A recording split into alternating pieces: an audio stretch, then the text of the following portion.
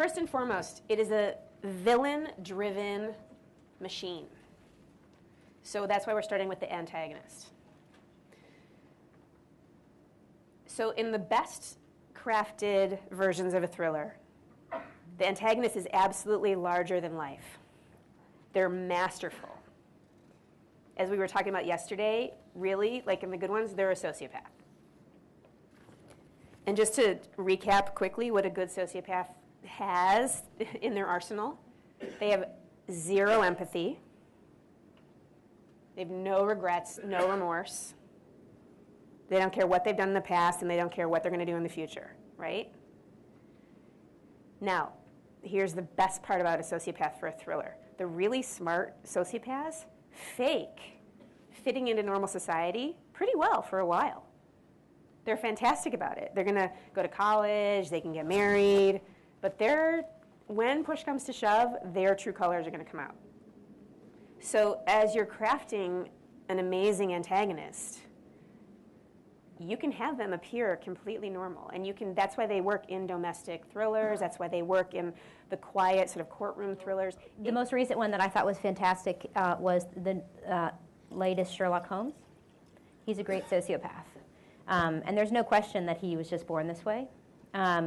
And I think those movies are a great way to look at a great sociopath and a not so good one and how it affects the movie, because I think the first Sherlock Holmes sociopath is not nearly as interesting as the second Sherlock Holmes sociopath, because I think a sociopath among us is much scarier.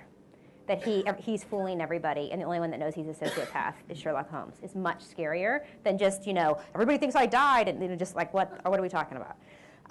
But those are born sociopaths. There are other sociopaths in movies, and I would say the most recent one that I saw is what's the movie with the Captain America, Thor? Oh, right. Avengers. Avengers. God, out of my head.